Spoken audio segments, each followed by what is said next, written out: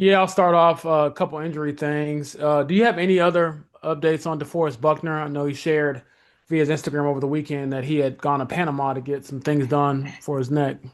Yeah, I don't have anything else to add on that. I know he got that done, and then we'll see how he progresses here in the next few weeks. And do you expect him to play again this year? That's the hope. Yeah, absolutely.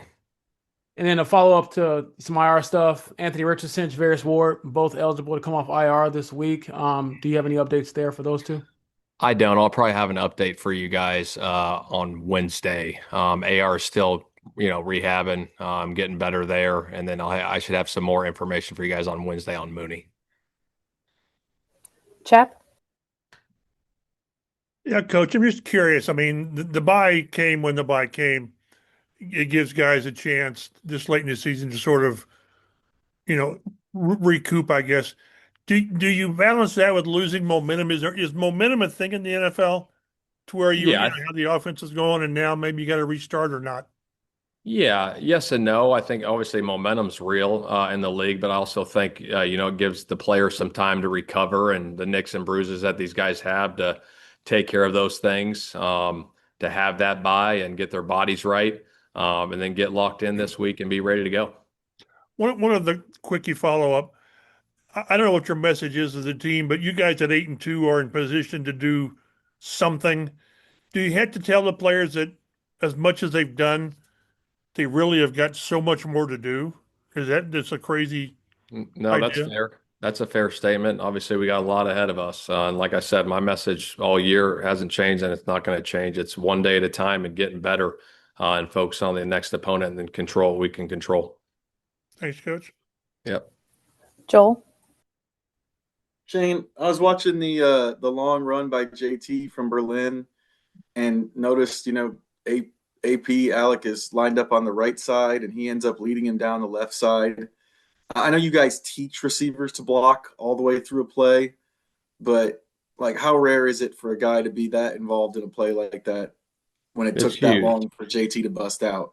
Yeah, it's huge. I think I mentioned that last week. I think I was asked that the effort there, like that's one of our standards. And to go down there and get that block on the safety coming across field, that's huge. Obviously, the guys up front and then JT making the run was huge. But the effort at the end of the play by Alec and Tyler going down there and hustling to get that third level block, waiting, whatever it was, 60 yards down the field, makes all the difference in the world. So, it was just a huge play by, everybody, especially Alec running down there and getting that block.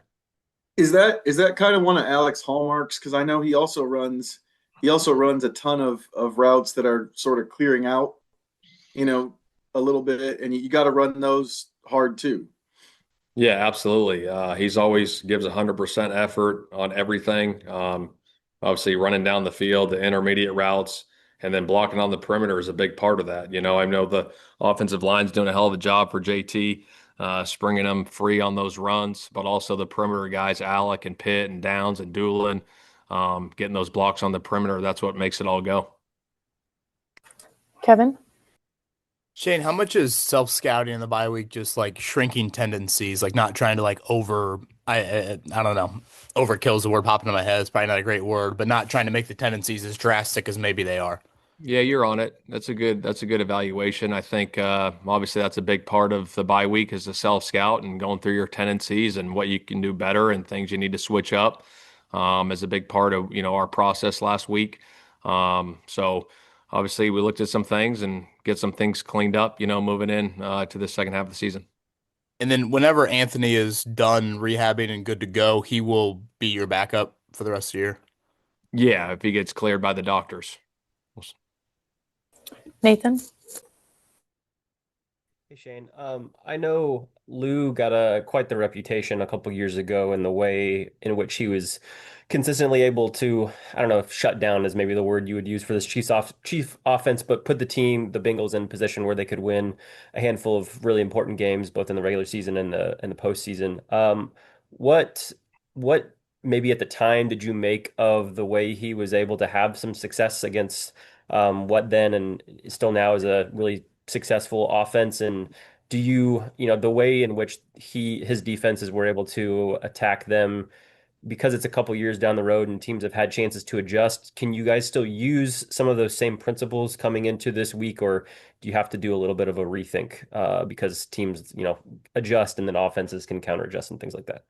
Yeah, I think every year is a new year, and I think you go into each and every week. Obviously he's won against the Chiefs and Mahomes with his scheme, and obviously you got to mix it up every time you play him. He's a very smart player. They're a good football team. And so, yeah, he's going to have a plan just like they'll have a plan for us. And that's how we go about it without getting too specific there, Nate, for you.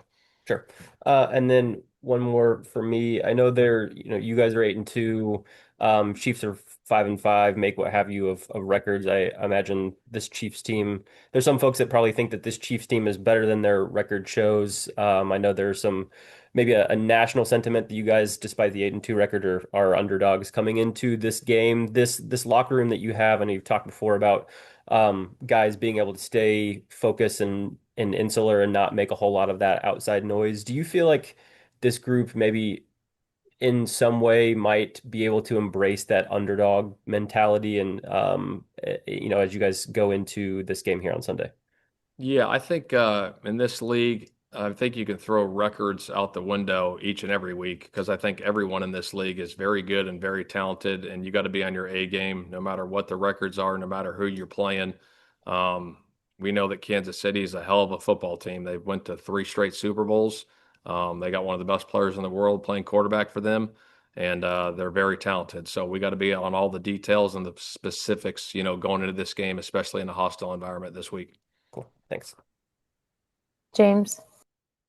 Shane, when you look at your team and the way they've operated offensively, obviously very good this year, number one in scoring. But looking back at the last 2 games, now that you have time to kind of break it down, why do you think pressure had been up a little bit and the turnovers with Daniel Jones?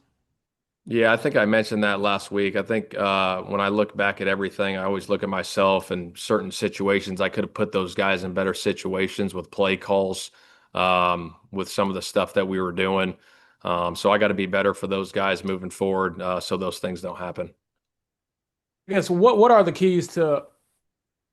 I don't want to nitpick too much, but what are the keys to getting to the level you were at, or trying to correct some of those things going forward, despite having all the success you've already had?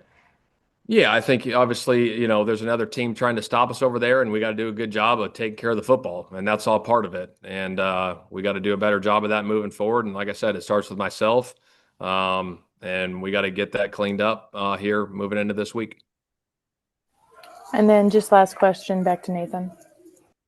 Hey, Shane, I don't think this got asked on Monday. I know you mentioned that there weren't any injury concerns that came out of the Berlin game against Atlanta. I noticed Jalen Jones only got 3 snaps on defense. Just wanted to clarify, was that a matchup thing that you guys saw, or I know coming back in the Pittsburgh game, he saw maybe 50 some odd snaps, and just noticed that dipped and didn't know if that was, or if there was anything to that beyond just a matchup consideration that you guys saw or anything else. Yeah, I think Jalen Jones is a hell of a player. I think part of it too is signing Sauce Gardner was a big part of it too. So, he'll be in the mix and he'll be